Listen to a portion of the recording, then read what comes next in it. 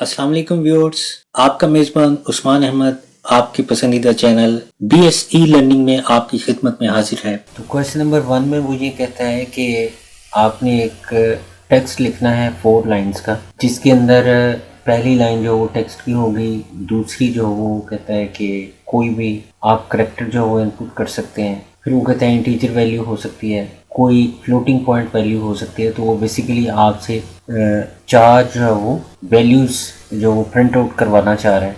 तो पहले यहाँ पर देखें कि इंटीजर मार्क्स लिखा है। आप कोई भी वेरिएबल डिक्लेयर कर सकते थे यहाँ पर, और उसके अंदर कोई भी वैल्यू स्टोर कर सकते थे। फिर फ्लोट को यूज़ किया गया फ्लोटिंग पॉइंट वैल्यू के लिए।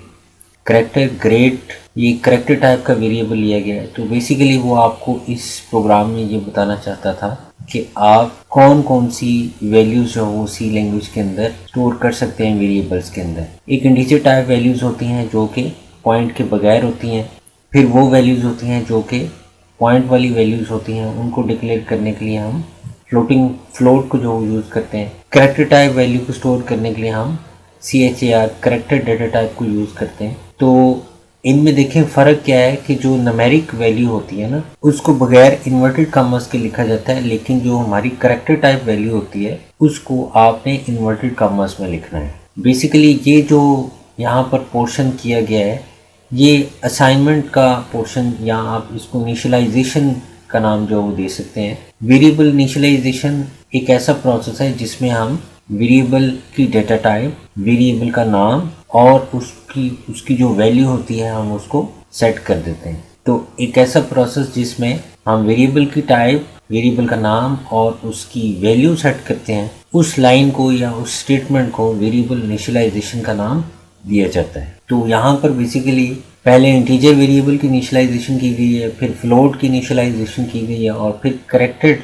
वेरिएबल की इनिशियलाइजेशन परफॉर्म की गई है। अगर हम ये इतना पोर्शन नहीं परफॉर्म करते, ये वाला जो इतना पोर्शन है ये हम यहाँ पर नहीं लिखते, यानी वैल्यूज़ हम जब यहाँ पर नहीं लिखते तो हम जस्ट इतना अगर हम लिखते कि integer marks, float, average, character grade, तो ये जो काम था इसको वेरिएबल डिक्लेरेशन का नाम दिया जाता है। यानी वेरिएबल की डेटा टाइप और वेरिएबल का नाम बताना, इसको वेरिएबल डिक्लेरेशन कहते हैं। जी, आपने ये वो चीज़ें हैं जो आप ICS में पढ़ चुके हुए हैं, मैंने इसलिए इनको एक्सप्लेन नहीं किया था, लेकिन यहाँ पर चूँकि पहला क्वेश्चन है इसीलिए मैंने जो यहाँ पर आपको एक्सप्लेन कर दिया कि जब हम वेरिएबल की डेटा टाइप और वेरिएबल का नाम बता देते हैं, उस स्टेटमेंट को वेरिएबल डिक्लेरेशन का नाम दिया जाता है कि हमने ये वेरिएबल डिक्लेयर कर लिया है। जब हम वेरिएबल के नेम के साथ उसको कोई ना कोई वैल्यू सेट कर देते हैं तो फिर उसको वेरिएबल इनिशियलाइजेशन का नाम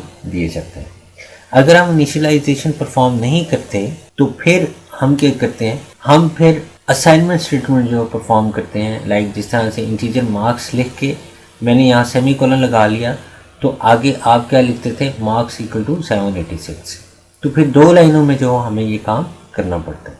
मिसाल के तौर पे अगर मैं इस तरह से लिखता हूँ, फ्लोट, एवरेज, करैक्टर, ग्रेड, तो उसके बाद फिर क्या होगा कि जब मैंने अपने इन वेरिएबल्स के अंदर वैल्यूज़ को असाइन करना है, यानी मैंने इनपुट नहीं करनी, यूज़र से इनपुट नहीं करनी, जबकि मैंने फिक्स वैल्यूज़ जो इसको अपने प्रोग्राम के अंदर सेट करनी है, तो फिर वो काम करने के लिए मुझे यहाँ पर असाइनमेंट स्टेटमेंट करनी पड़ेगी। ये जो स्टेटमेंट मैंने लिखी है इसको असाइनमेंट स्टेटमेंट का नाम दिया जाता है, इस लाइन को। ये जो इतनी लाइनें मैंने यहाँ पर लिखी,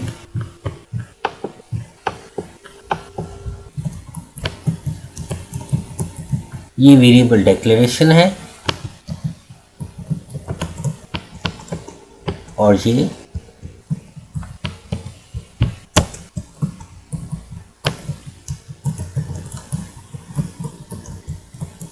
असाइनमेंट स्टेटमेंट है। ये जो इतनी 3 लाइनें हैं, नजर ही नहीं आ रही। जी नज़र आ रहा है सबको? नज़र नहीं आ रहा? स्क्रीन पे जो मैंने ये लिखा है ये नजर आ रहा है? आ रहा है सर, कर्जर भी आ रहा है।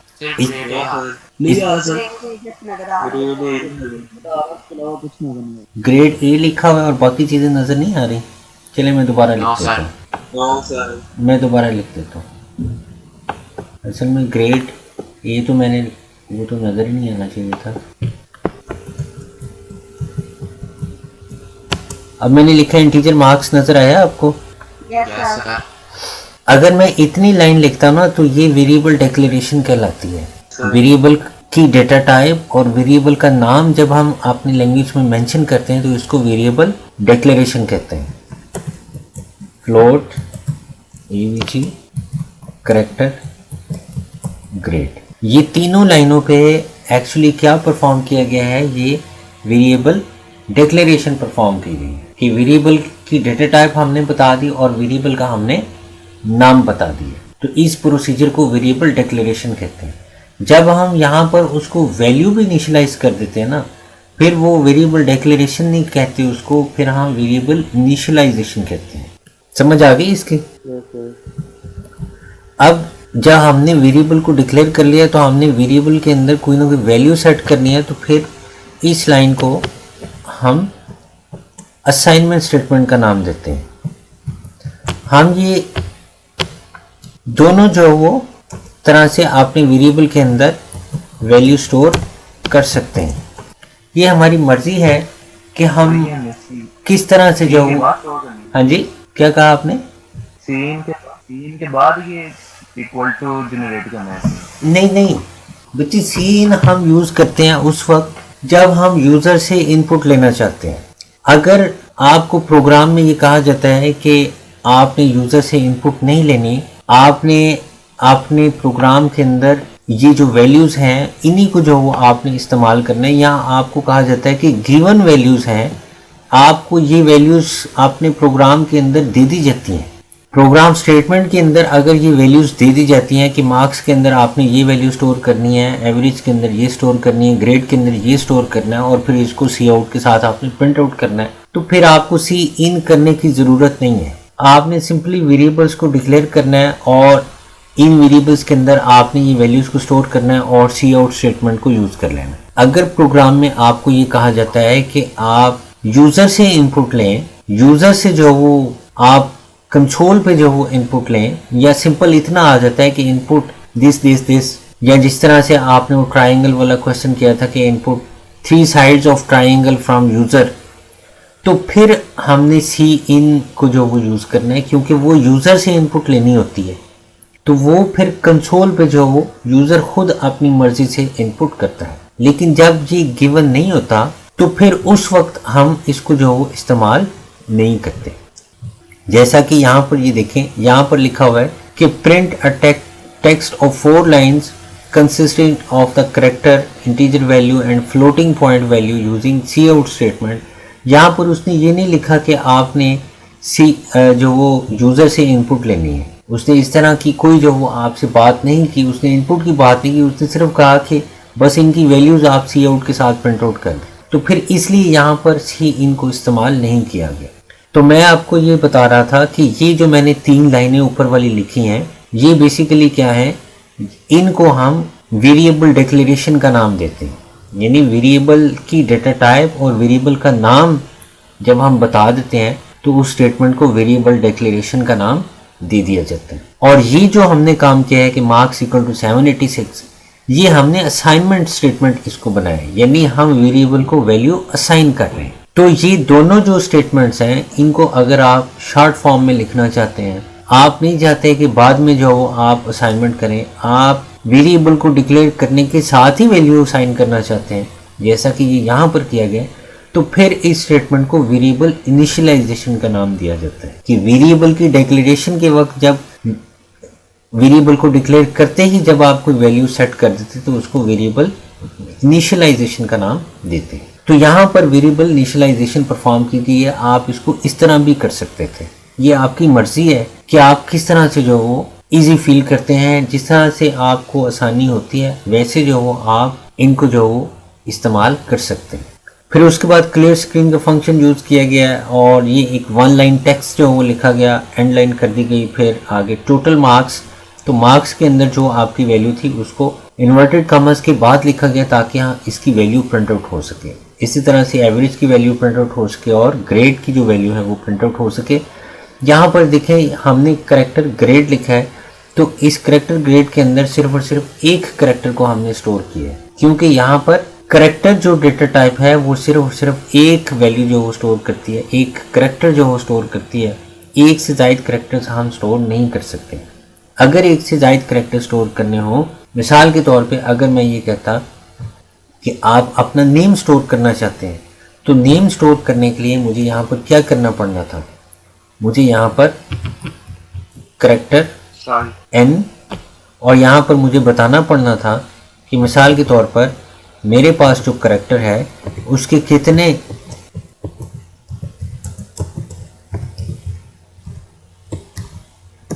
करेक्टर्स है। तो फिर ये जो स्टेटमेंट होनी थी, इसमें जो वो फर्स्ट 20 करेक्टर्स जो उसने स्टोर करने थे, बाकी जो कि कंप्लीट नहीं हुए यहाँ पर, तो वो एम्प्टी रह जाने थे।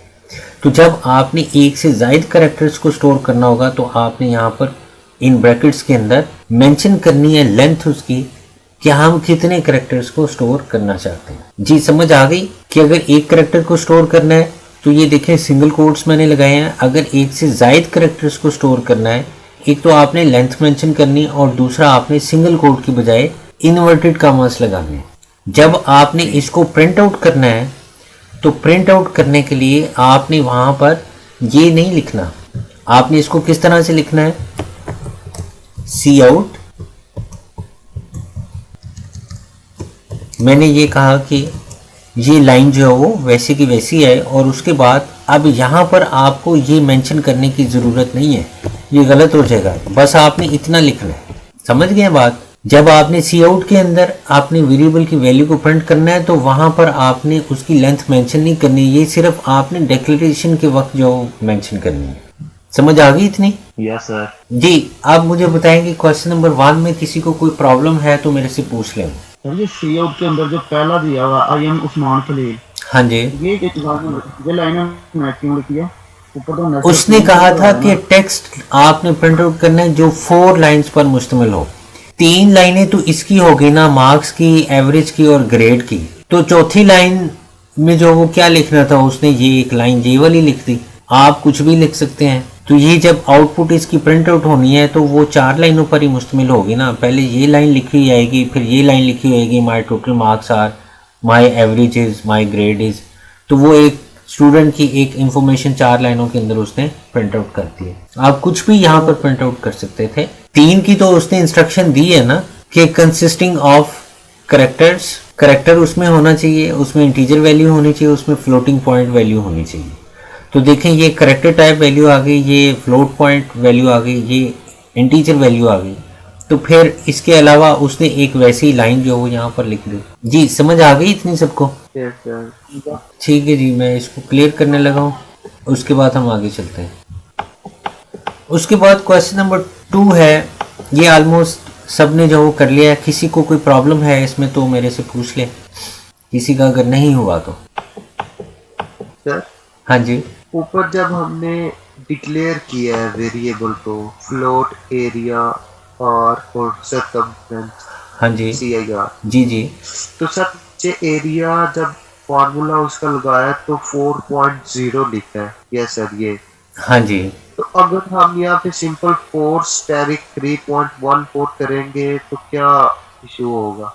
जैसा कि मैंने आपको बताया था कि जो फ्लोट है ना वो जो इशारे वाली वैल्यू होती है उसको भी स्टोर करता है, जो इशारे के बाद वाली वैल्यू होती है और जो इशारे से पहले वाली वैल्यू होती है, इन दोनों को जो ये स्टोर करता है। जबकि जो इंटीजर है वो सिर्फ इशारे से पहले वाली वैल्यू को स्टोर करता है, बाद वाली वैल्यू को स्टोर नहीं करता। ठीक है, ऐसे ही कहा था ना मैंने। तो यहाँ पर एरिया चूंकि फ्लोट लिया गया है, ठीक है, तो अब आपने जो रेडियस यहाँ पर इनपुट करना है वो तो आपने फ्लोट नहीं एंटर करना ना, आपने रेडियस जो है वो यहाँ पर आप हो सकता है आप 4 एंटर कर दें, 6 एंटर कर दें, 5 एंटर कर दें। ज़रूरी नहीं है कि जो यूज़र है वो यहाँ पर नहीं लिखा गया कि एंटर रेडियस इन फ्लोट फॉर्मेट, एंटर रेडियस लिखा गया तो यूजर पर डिपेंड करता है कि वो इंटीजर में एंटर करता है या वो फ्लोट में एंटर करता है, ऐसे ही होगा ना।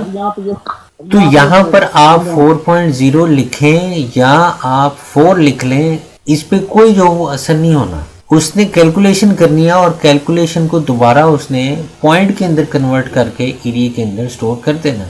जो आर है उसकी वैल्यू भी तो इंटीजर हो सकती है ना, ज़रूरी तो नहीं ना कि उसकी वैल्यू यूज़र जो है वो 1.2 जो है वो एंटर करे। तो यहाँ पर भी आर की वैल्यू जो है वो इंटीजर फॉर्म के अंदर स्टोर हो सकती है, लेकिन जो हमने आर की टाइप ली हुई है वो फ्लोट ली हुई है। अगर हम 2 लिखते हैं तो उसको 2.0 कर देगा, 5 लिखते हैं तो 5.0 कर देगा, 2.5 लिखते हैं तो 2.5 ही रहेगा, फिर वो 0.0 नहीं लगाएगा। तो एक्चुअली ये जो उसने 4.0 लगाया ना, वो इसलिए लगाया कि बाकी दोनों जो हमारे पास वेरिएबल्स हैं वो फ्लोट हैं, तो उसने इसके साथ भी जो वो फ्लोट वैल्यू जो वो 4.0 लगा दी है। 0.0 लगाने से कोई फर्क नहीं पड़ेगा, उसको 4 ही रहेगा। अगर 4.0 भी कर देते तो भी वो 4 ही रहेगा। सर एंटर रेडियस के साथ सी इन नहीं आएगा? सी इन ये लगाया गया नीचे ऊपर सर, इसके ऊपर यहाँ पर जी नहीं, यहाँ पर क्यों लगना है? सी आउट में तो सिंपल मैसेज जो वो प्रिंट आउट होता है। मुझे लगता है अबू बकर आपने प्रैक्टिस नहीं की, आपकी मुझे कोई फाइल नहीं मिली। सर ये यहाँ पे एंटर रेडियस है ना, कि यूजर जो है रेडियस एंटर करे। हाँ जी, तो आपको मैंने बताया हुआ है कि जो सी आउट है ये सिंपल मैसेज यूजर को प्रिंट करने के लिए जाता है। जब भी आपने इनपुट करनी है तो आपने सी इन की कमांड को यूज करना है। पीछे इतनी प्रैक्टिस हमने की है, सी आउट की, सी इन की, सब में जो वो यही फॉर्मेट यूज किया। आपने मुझे क्यों नहीं वो फाइल भेजी, अपनी पीडीएफ क्यों नहीं भेजी मुझे? सर मैं थोड़ी देर तक आपको भेज दूँ। थोड़ी देर तक क्या आपने भेजना है? जब मैंने ये सारा समझा देना फिर आपने भेजना है मुझे। सी आउट तो सिर्फ और सिर्फ मैसेज प्रिंट आउट करता है। इनपुट जो है वो एक्चुअली सी इन जो वो परफॉर्म करता है। सी इन की मदद से जो वो हमने इस वेरिएबल के अंदर वैल्यू लेनी। जब तक सी इन नहीं लिखेंगे ये खाली एक सिर्फ मैसेज होगा, यहाँ पर इनपुट नहीं होगी। इनपुट के लिए सी इन की कमांड है, आउटपुट के लिए यूज़र को मैसेज देने के लिए सी आउट की कमांड है। अब आपने प्रैक्टिस की होती तो आपको पता होता ना आपने सी के अंदर प्रैक्टिस की है और ना आपको पता चला है। तो यहाँ पर आप 4.0 लिख के बगैर अगर 4 लिख लेते हैं तो भी वो प्रोग्राम जो वो आपका एग्जीक्यूट होगा। Yes sir. सर एक फ्लोट का क्वेश्चन है। हाँ जी सर जब हम सेकंड ईयर में हमने जब वो C++ पढ़ी थी तो हाँ उसमें जी। जब हम फ्लोट की डेटा टाइप में कोई इंटीजर वैल्यू दे देते थे, लेट्स सपोज कि हम float r is equal to 2 देते थे ना, हाँ जी तो वो आउटपुट में हमें 2.0 के जी बिल्कुल ऐसे ही था।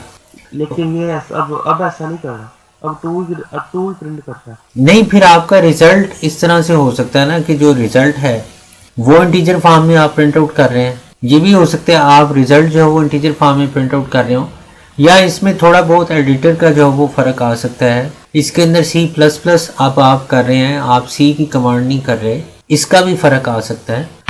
बहरहाल यहाँ पर आप 4 लिख लें या 4.0 लिख लें, कोई फ़र्क नहीं पड़ेगा। Okay sir. उसके बाद जी ये प्रोग्राम है, ये मैंने आपको कल भी एक्सप्लेन कर दिया था। ये देख लें, वही ऊपर वाली लाइन ही लिखी हुई है कि एंटर साइड है। यहाँ आप डायरेक्ट भी यहाँ पर लिख सकते थे कि enter 3 sides of triangle.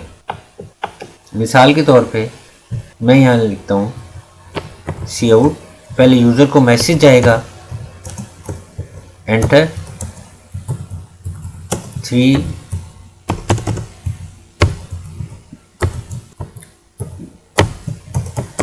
Sides of triangle, और फिर उसके बाद नज़र आ रहा है सबको सी इन, और इसके अंदर आपने लिखना था ए, फिर बी, फिर सी। तो ये हम डायरेक्ट भी इस तरह से लिख सकते हैं। इसने यहाँ 1 by 1 लिखा हुआ है कि एंटर साइड ए, फिर उसके बाद ए में इनपुट कर दी, फिर एंटर साइड बी, फिर बी में इनपुट कर दी, फिर एंटर साइड सी, फिर सी में इनपुट कर दी। तो आप जब यहाँ पर अपना प्रोग्राम रन करेंगे तो आपने देखा होगा कि आपको पहले ये मैसेज मिलेगा। ये मैसेज मिलने के बाद आपने वैल्यू जो एंटर करनी है इसके आगे वहाँ पर कंसोल पे वो ए के अंदर स्टोर होनी। उसके बाद फिर आपको अगली लाइन प्रिंट आउट करके दी जाएगी एंटर साइड बी, और फिर जो आपने वैल्यू देनी वो बी के अंदर प्रिंट आउट होनी। फिर एंटर साइड सी, तो फिर जो आपने वैल्यू देनी वो सी के अंदर एंटर होनी। जबकि यहाँ पर आपको ये एक ही मैसेज जो मिलना है, एंटर 3 साइड्स ऑफ ट्राइंगल। आपने पहले पहली वैल्यू एंटर करनी, फिर एंटर प्रेस करना है, फिर आपको कोई दूसरी लाइन नहीं नजर आनी। तो फिर आपने दूसरी वैल्यू एंटर करनी है, फिर उसके बाद एंटर प्रेस करना है, फिर तीसरी वैल्यू एंटर करनी है, फिर आपने एंटर प्रेस करना है। तो मैं अगर आपको ये बताऊं कि इसकी आउटपुट आपको किस तरह से नज़र आएगी, आपको ये यहाँ पर लिखा हुआ नज़र आएगा, एंटर 3 साइड्स ऑफ एंगल। इस तरह से ये आपको ये एक लाइन जो है वो जब आपने कंपाइल करना है तो आपको ये लाइन लिखी नज़र आनी है। आपने पहली वैल्यू यहाँ पर एंटर करनी है। देखिए मैंने कोई यहाँ पर कॉलन नहीं लगाया, आपको यहाँ पर कॉलन नहीं मिलने, यहीं पर कर्सर जो वो ब्लिंक कर रहा होगा। मैं यहाँ पर एंटर कर देता हूँ 5 लिख के मैं एंटर प्रेस करूँगा तो बिल्कुल इसी तरह से कर्सर यहाँ पर होगा। दूसरी वैल्यू मैं यहाँ लिखूँगा, फिर एंटर प्रेस करूँगा और तीसरी वैल्यू यहाँ लिखे जो ही एंटर प्रेस करूँगा तो ये तीनों जो वो वेरिएबल्स के अंदर वैल्यू स्टोर हो जाएंगी और फिर जो सी इन के बाद ये जो अगली स्टेटमेंट है ये एग्जीक्यूट कर दी जाएगी कि 5, 6 और 7 को जमा किया जाएगा, 2 पे डिवाइड कर दिया जाएगा, फिर ये फार्मूला कैलकुलेट किया जाएगा और उसके बाद आपको ये लाइन जो वो लिखी मिलेगी, एरिया ऑफ ट्रायंगल इज, और आगे ये जो एरिया के अंदर वैल्यू होगी वो यहाँ पर आपको प्रिंट हुई हुई नजर आएगी। Okay sir. अरे बी की साइड पे हम पुट कर सकते हैं, ए बी और सी की वैल्यू इंट में डिक्लेयर कर सकते हैं। आप कर सकते हैं लेकिन चूंकि जो ट्रायंगल है उसके अंदर हम 2.5 भी जो वो एरिया उसकी साइड जो वो एंटर कर सकते हैं। डिपेंड करता है ना कि हमारे पास जो वैल्यूज़ हैं वो किस फॉर्मेट में दी जा सकती हैं। अगर तो वो फ्लोट में दी जा सकती हैं तो आप कोशिश करें कि आप उसको फ्लोट में रखें। अगर वो इंटीजर में दी जा सकती हैं तो आप इंटीजर में रख लें। आप इंटीजर में अगर लेट्स सपोज उसको रखती हैं तो फिर आप 2.5 नहीं यहाँ पर एंटर कर सकेंगे, फिर वो इंटीजर ही रहेगी, लेकिन कैलकुलेशन जो है वो आपकी फ्लोट के अंदर ही कैलकुलेट होगी, वो इशारे के अंदर ही कैलकुलेट होंगी। सर स्टेटमेंट में उसने क्या वैल्यूज गिवन है तो फिर भी हम इनपुट करेंगे। अगर स्टेटमेंट में लिखा गया कि वैल्यूज गिवन है तो फिर इनपुट करने की ज़रूरत नहीं है। When 3 sides A, B, C of the triangle are given, अगर गिवन है तो फिर इसने गिवन के लिहाज से जो वो प्रोग्राम नहीं बनाया, फिर आपको ये इतना पोर्शन करने की ज़रूरत नहीं थी। ये इतना आपने डायरेक्टली यहाँ पर लिखना था A equal to this, B equal to this, C equal to this, और उसके बाद फिर आपने इसको चला देना था। ये यहाँ पर इनपुट जो उसने किया है ये इनपुट करने की ज़रूरत नहीं थी। सर कहा है इसने? कहाँ पर इनपुट का ऊपर ही है सर, आगे पर ही है। अच्छा, use appropriate statement to input the values of A, B और सी फ्रॉम द कीबोर्ड। अब ये और ज़्यादा क्लैरिफाई होगी स्टेटमेंट कि आपने इनपुट करनी है। अगर ये लाइन ना लिखी हुई होती यहाँ पर तो फिर हमने इनपुट नहीं करनी थी, फिर हमने जस्ट जो वैल्यूज वहाँ पर सेट करनी थी असाइनमेंट स्टेटमेंट फॉर्म करने के बाद हमने अपना प्रोग्राम मुकम्मल कर लेना। उसके बाद जी ये सिंपल सा प्रोग्राम था कि डिस्टेंस, ये जो माइल्स थे उनको किलोमीटर के अंदर कन्वर्ट करना था। ये सिंपल सा फार्मूला था, ये तो मेरे ख्याल में सबने कर लिया होगा। उसके बाद ये सम, प्रोडक्ट और एवरेज का फार्मूला था, ये भी ऑलमोस्ट सबने कर लिया है। फिर उसके बाद ये एज है कि एज को आपने जो वो कन्वर्ट करना है, वो कहता है कि input age in years and display the age in days and month. तो ये सिंपली कन्वर्जन का जो वो प्रोग्राम था। मुझे बता दें अगर किसी को नहीं समझ आई तो मैं ये एक्सप्लेन कर देता हूँ आपको। अच्छा जी, उसके बाद स्क्वायर और क्यूब का प्रोग्राम था, ये भी ऑलमोस्ट सबने कर लिया है। व्यूअर्स, ये था हमारा आज का सेगमेंट। वीडियो देखने का शुक्रिया। जिन दोस्तों ने मेरा चैनल सब्सक्राइब नहीं किया वो सब्सक्राइब के बटन को प्रेस करके चैनल को सब्सक्राइब कर लें और वीडियो लाइक करना और नोटिफिकेशन का बटन प्रेस करना ना भूलिएगा ताकि आपको नई वीडियोस का नोटिफिकेशन मिलता रहे। इसके साथ ही आपका मेजबान उस्मान अहमद आपसे इजाजत चाहता है। अपना ख्याल रखिएगा। अल्लाह हाफिज।